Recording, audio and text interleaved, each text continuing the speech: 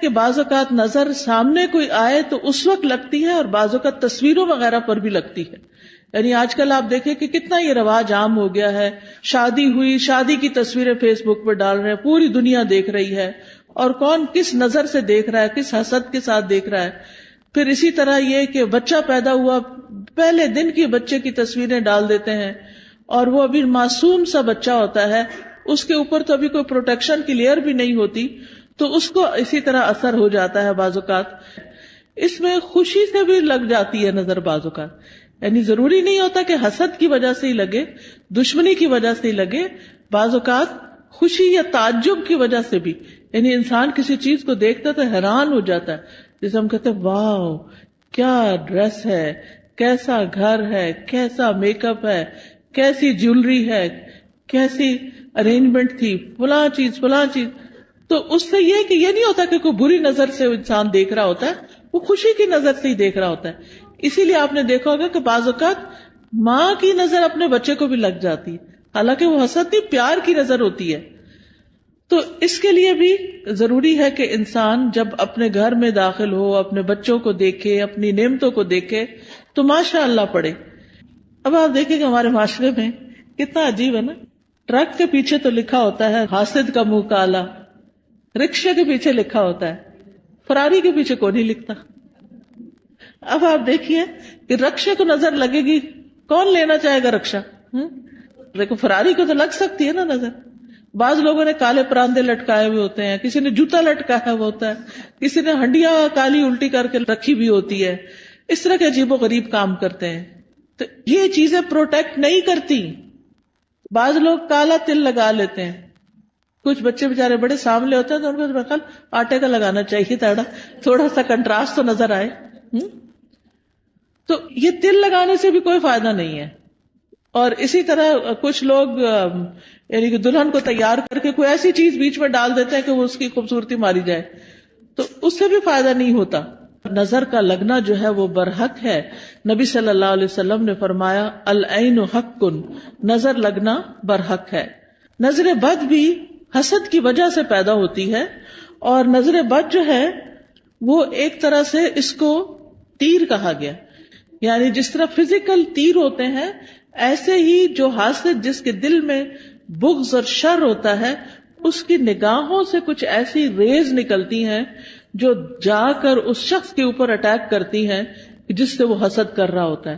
اگر محسود جو ہے یعنی جس سے حسد کیا جاتا ہے اس کی پروٹیکشن ہو چکی ہو، جیسے نماز کے ذریعے، دعاؤں کے ذریعے، اذکار کے ذریعے، اور خاص طور پر معوذتین جو ہیں قل اعوذ برب الفلق، قل اعوذ برب الناس، اس کے ذریعے، تو پھر وہ تیر جو ہے وہ وہی جل بھن جاتے ہیں، وہ اثر نہیں کرتے. لیکن اگر وہ شخص نعمتیں پا کر اللہ کا شکر گزار نہیں، اپنی عبادت کا دھیان نہیں رکھتا، تو وہ تیر جو ہے اس کو جا لگتے ہیں اور پھر ایسی بیماریوں کا سبب بن جاتے ہیں جن کا ریزن پتہ نہیں چلتا اور انسان مسلسل تکلیف میں مبتلا رہتا ہے. پھر اسی طرح نبی صلی اللہ علیہ وسلم نے فرمایا کہ ہر نعمت والے سے حسد کیا جاتا ہے. تو جب تم اپنے کو منصوبے بناؤ تو رازداری سے کام لو. یہ نہیں کہ پوری دنیا میں اس کی شہرت کر دو کہ میں یہ کرنے والا ہوں، میں یہ کر دوں گا، میں وہ کر دوں گا. جب انسان کچھ کر لے پھر اس کے بعد تو سب کے سامنے آ ہی جائے گا اور اس وقت تک وہ کام ہو بھی چکا ہوگا. پھر اسی طرح حدیث سے یہ بھی پتہ چلتا ہے کہ انسانوں کی موت کا سبب بھی نظر بن سکتی ہے.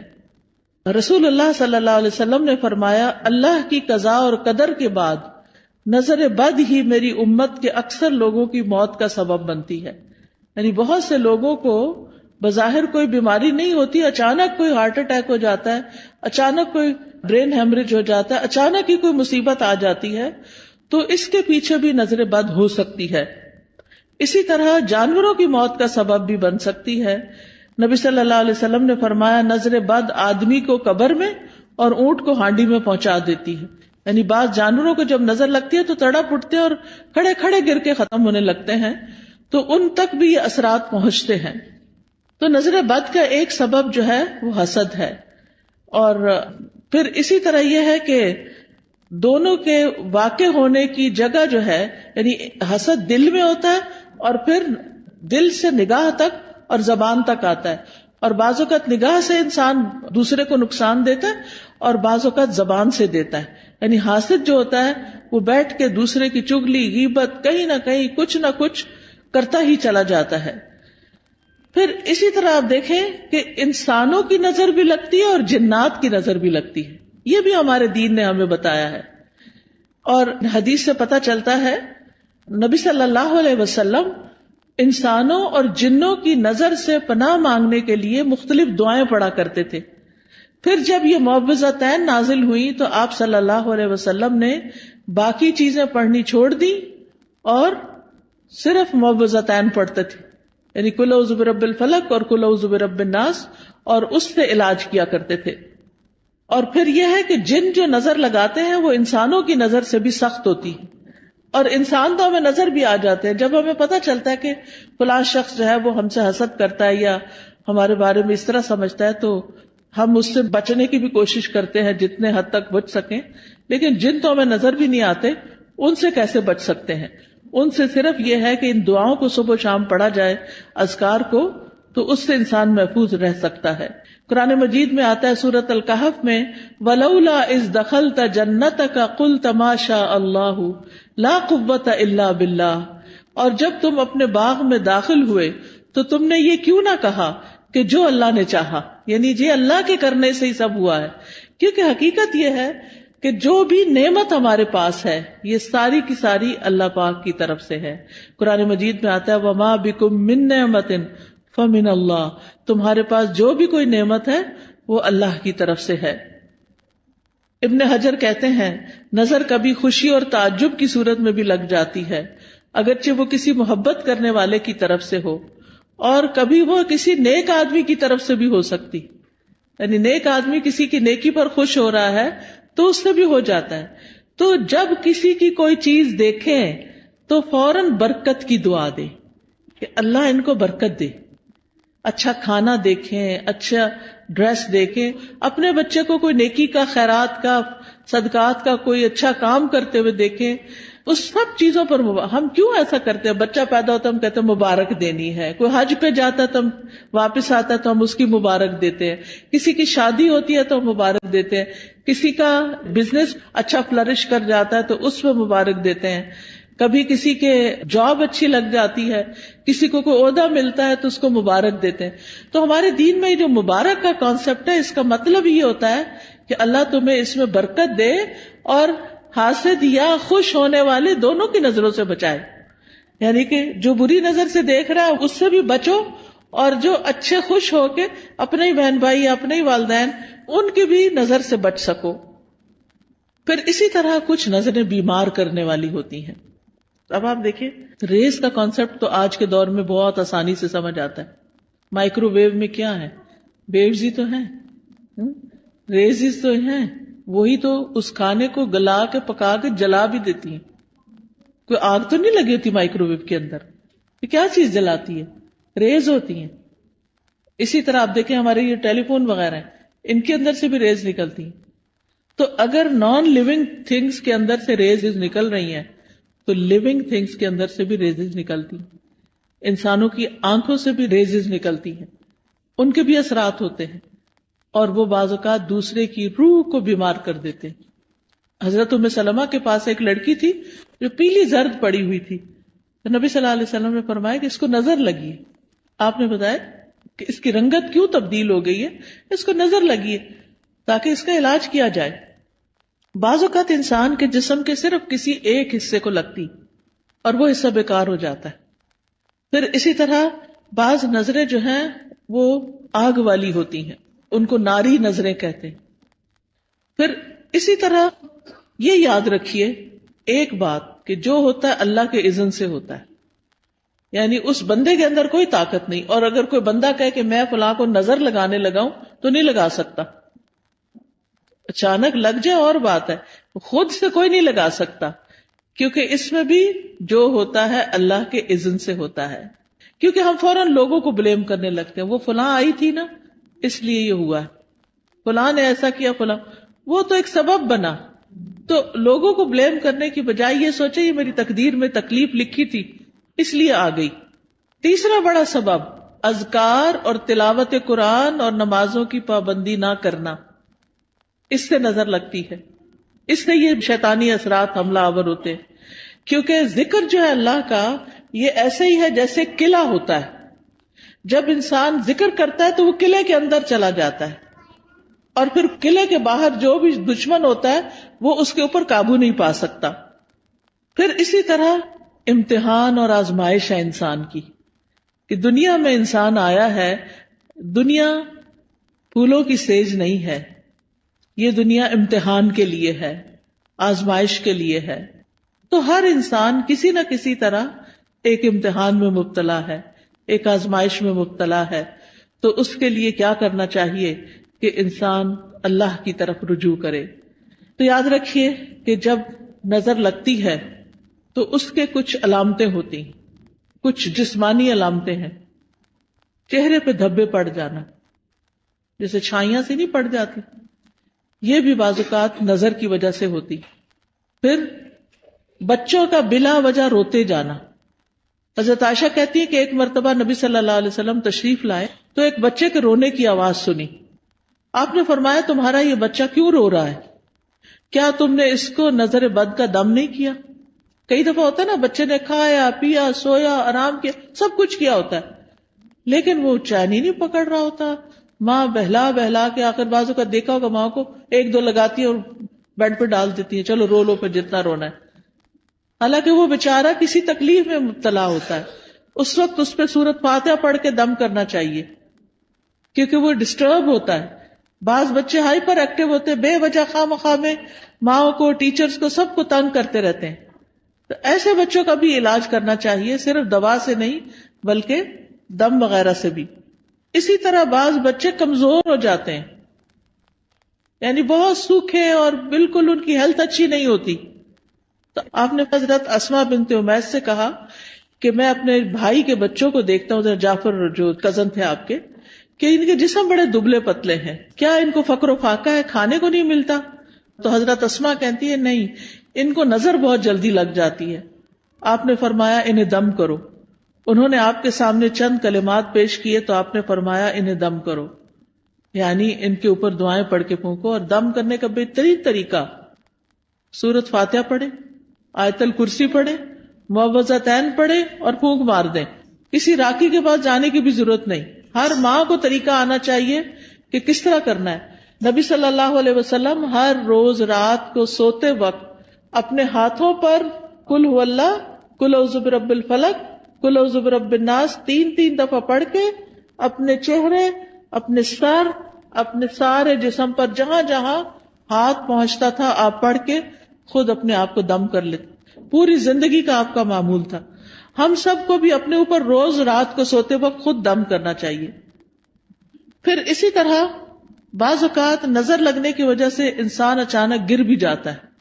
یعنی آپ نے دیکھا ہوگا کہ بعض اوقات اچانک لوگ سلپ ہو جاتے ہیں، اٹک جاتے ہیں، گر جاتے ہیں، اونچائی سے گر جاتے ہیں.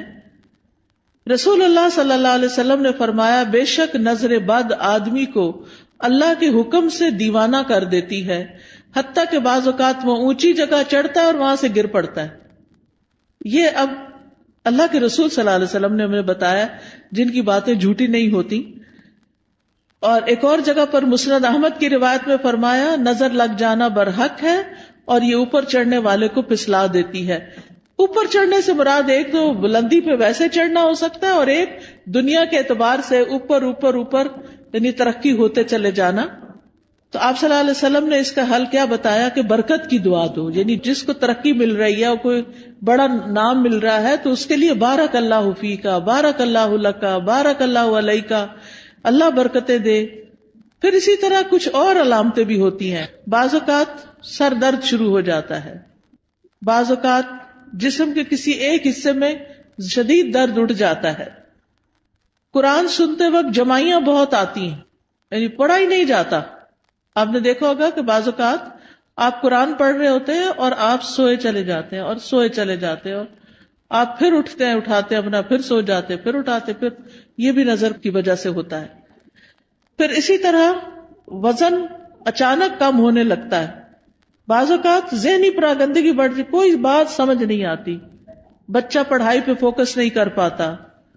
کبھی کھانے کی خواہش ختم ہو جاتی ہے، کھانے کو دل نہیں چاہتا، بھوک نہیں لگتی، کبھی ذہن میں چیز حفظ نہیں ہوتی، حافظہ خراب ہو جاتا ہے، کبھی پسینہ بہت زیادہ آنے لگتا ہے اور اس کی اسمیل بھی بہت عجیب ہو جاتی ہے، پھر اسی طرح نیند کم آتی ہے، زیادہ تر لیٹ کے بھی ایسے لگتا ہے جیسے جاگ رہے ہو، اور رونے کا دل بہت چاہتا ہے. پھر کبھی کبھی انسان لوگوں میں نہیں بیٹھنا چاہتا، مجلسوں کو اوائڈ کرنے لگتا ہے کہ میں نہیں ملتا کسی سے، نہ کسی شادی میں جانا، نہ کسی سے ملنا، کوئی آئے تو گھبراہٹ شروع ہو جانا، مہمانوں کا نام سنتے ہی پریشانی لاحق ہو جانا. تو یہ بھی چیز اس میں آتی ہے، حالانکہ اس سے پہلے کبھی ایسا نہیں ہوا تھا. پھر اسی طرح مال میں برکت نہ ہونا، پھر لوگوں کے بارے میں شک میں پڑ جانا، یہ مجھے گھورتے ہیں، ان کے آنے سے فلاں چیز ہو گئی ہے، یعنی لوگوں کے اوپر شک کرنا شروع کر دینا، یہ بھی ایک نفسیاتی وسوسہ اور خلل پیدا ہو جاتا ہے. اب سوال یہ پیدا ہوتا ہے کہ کیا نظر سے بچنا ممکن ہے؟ جی ہاں، نظر سے بچنا ممکن ہے. اس کے لیے سب سے پہلے اللہ پہ بھروسہ کرے، اللہ پہ بھروسہ کرے، اور اس میں آپ یہ سمجھیں کہ کوئی مجھے نقصان نہیں دے سکتا جب تک اللہ نہ چاہے. پورے کانفیڈنٹ ہو جائیں، شک اور وہم کا شکار نہ ہو. شک پڑھنے بھی لگے تو کہ حسبی اللہ و نعم الوکیل، دل بڑا رکھے. دوسری بات یہ کہ اللہ کی پناہ لیں، یا اللہ تو مجھے پروٹیکٹ کر، مجھے اپنی حفاظت میں لے لے، مجھے اس شر سے بچا لے. رسول اللہ صلی اللہ علیہ وسلم نے فرمایا، اللہ تعالیٰ فرماتا ہے میرا محبوب بندہ اگر مجھ سے مانگتا ہے تو میں اسے دیتا ہوں، اور اگر وہ کسی شیطان یا دشمن سے پناہ مانگتا ہے تو میں اس کو محفوظ رکھتا ہوں. تو اللہ تعالیٰ اپنی حفاظت دیتا ہے، تو اس لیے حفاظت کی دعائیں پڑھتے رہیں. تیسری چیز، نعمتوں کو چھپا کے رکھیں، اور خاص طور پر نئی نئی چیزوں کو فیس بک پہ مت پوسٹ کریں صرف لائکس لینے کے لیے. اب آپ دیکھیں کتنی لائکس ہوگی، پھر تھوڑی تھوڑی دیر بعد سٹیٹس چیک کرنا، اب کیا ہو رہا ہے، اب کتنے کمنٹ آئے ہیں، کیا ہو رہا ہے. ان چیزوں سے حاصل کچھ نہیں، کوئی فائدہ نہیں. دیکھیں اپنی زندگی جئیں، لوگوں کے لیے نہ جئیں، دکھاوے والی زندگی نہ جئیں. اس لیے کہ دیکھنے والے سارے خوش کوئی نہیں ہوتے، زیادہ تو اس میں سے جلتے ہیں. اور کوئی اگر خوش ہوتا بھی ہے تو وہ ہمیں تو نہیں پتا چلتا نا کہ کیا ہوا، ہمیں وہ کیا فائدہ دیتا ہے. تو اس لیے دکھاوا کرنے سے بچنا چاہیے. پھر اسی طرح اگر کسی شخص کے بارے میں آپ کو یہ پتا ہو کہ اس کی نظر لگتی ہے، یعنی تجربے مشاہدے سے بار بار، تو انسان پھر حاسد سے بچ کے رہے، اور کوئی بھی اچھی چیز دیکھ کر برکت کی دعا دے، اپنے آپ کو ہی دے. اور پھر جب لوگوں کے بیچ میں جانے لگے تو معوذتین آیت الکرسی پڑھ کے نکلے. مال میں سے کچھ اچھا لگے تو ماشاء اللہ لا قوت الا باللہ. پھر اگر مال کے علاوہ کچھ اور اچھا لگے تو بارک اللہ فیک. دنیا کی کوئی چیز اچھی لگ رہی ہے اور دل میں آ رہا ہے کہ اس کو کیوں مل گئی، تو سوچیں یہ تھوڑے دن کے لیے، تو انسان کے اپنے دل سے وہ جلن ختم ہو جائے گی. پھر اگر کوئی شخص بیمار ہو، مصیبت میں ہو، تو اس وقت دعا پڑھنی چاہیے، الحمدللہ الذی عافانی مما ابتلاک بہ وفضلنی علی کثیر ممن خلق تفضیلا. پھر اسی طرح شرکیہ کاموں سے بچنا چاہیے، یعنی کسی اونٹ کے گلے میں کوئی تانت باندھ دینا، کوئی تعویذ لٹکا دینا. آپ صلی اللہ علیہ وسلم نے ان کو کاٹنے کا حکم دیا. یہ چیزیں پروٹیکٹ نہیں کرتی، یہ شرکیہ عمل ہو جاتا ہے، اس سے بچنا چاہیے. کثرت سے اللہ کا ذکر کرنا چاہیے، کیونکہ ذکر جو ہے وہ ایک قلعے کی طرح ہے. پھر قرآن سے علاج کرنا چاہیے، کیونکہ قرآن شفا ہے. قل ھو للذین آمنوا ھدی و شفا، کہہ دیجئے وہ ایمان والوں کے لیے ہدایت اور شفا ہے. وَنُنَزِّلُ مِنَ الْقُرْآنِ مَا هُوَ شِفَاءٌ، اور ہم قرآن میں وہ چیز اتارتے ہیں جو شفا ہے. تو قرآن کی تلاوت، قرآن کو سمجھ کے پڑھنا، قرآن کی کچھ آیات کو پڑھنا جیسے آیت الکرسی وغیرہ ہے. سورۃ الفاتحہ سے علاج، اور سورۃ الفاتحہ میں خاص طور پر ایاک نعبد و ایاک نستعین پڑھے کہ اللہ صرف تیری ہم عبادت کرتے ہیں، صرف تجھ سے ہم مدد چاہتے ہیں، تو ہماری مدد کر. تو یہ توحید کا خلاصہ ہے، اور اس سے انسان کی اللہ تعالیٰ مدد فرماتے ہیں. یعنی سب سے بہترین وسیلہ توحید کا دے. اگر مرض زیادہ ہو جائے تو سورۃ البقرہ پڑھیں، تو آیت الکرسی پڑھیں، سورۃ فاتحہ پڑھیں. لیکن یہ جو ہم کالی مرچیں جلا کے اور ان کی دھونی دے کے اور اس طرح کے کام کرتے ہیں، یہ سنت میں کچھ ثابت نہیں ہے. پھر اسی طرح کوئی چیز گرے لگا کے باندھنی اور پہننی نہیں چاہیے، یہ بھی شرک میں شامل ہو جاتا ہے، یہ سحر کی ایک قسم ہوتی ہے۔ پھر اسی طرح سکینت والی آیات اور شفا والی آیات یہ سننی بھی چاہیے، اور پھر دعاؤں کے ذریعے اور دم کے ذریعے علاج کرنا چاہیے، لیکن شرکیہ دم سے بچیں۔ حضرت جبریل علیہ السلام جس دعا کے ساتھ نبی صلی اللہ علیہ وسلم کو دم کرتے تھے وہ دعا پڑھیں، اور وہ کیا ہے؟ بسم اللہ ارقیک من کل شیء یؤذیک من شر کل نفس او عین حاسد اللہ یشفیک بسم اللہ ارقیک۔ یہ انشاءاللہ یہ کتابیں آپ کو دیکھیں گے تو ان میں یہ دعائیں لکھی ہوئی ہیں، وہ آپ کو اگر زبانی یاد نہیں تو دیکھ کے بھی پڑھ سکتے ہیں۔ پھر اسی طرح ہر ناگہانی آفت سے بچنے کی دعا ہے، اللہم انی اعوذ بک من زوال نعمتک وتحول عافیتک وفجاءۃ نقمتک وجمیع سخطک۔ اے اللہ میں تیری پناہ چاہتا ہوں اس بات سے کہ تیری کوئی نعمت چھن جائے، یا تیری دی ہوئی عافیت پلٹ جائے، یا کوئی ناگہانی عذاب آ جائے، اور تیرے تمام غصے اور ناراضگیوں سے میں تیری پناہ چاہتا ہوں۔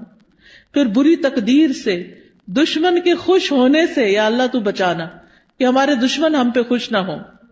پھر اسی طرح نظر لگنے کا ایک اور علاج غسل کرنا بھی ہے۔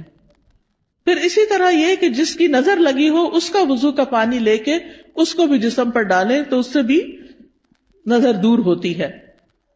پھر اسی طرح یہ ہے کہ اگر وہ پانی نہ دے وضو کا تو اس کا جھوٹا پانی جو ہے وہ بھی پی کر انسان کو فائدہ ہوتا ہے۔ پھر اسی طرح یہ ہے کہ قدرتی چیزوں سے بھی علاج کرنا چاہیے۔ زمزم کا پانی دم کر کے رکھ لیں اور اس کو پئیں۔ زمزم کے پانی سے نہا بھی سکتے، کوئی بےدبی نہیں ہے۔ کئی لوگ اس کو ایسے ہی سمجھتے کہ بےدبی، ایسا کچھ بھی نہیں ہے۔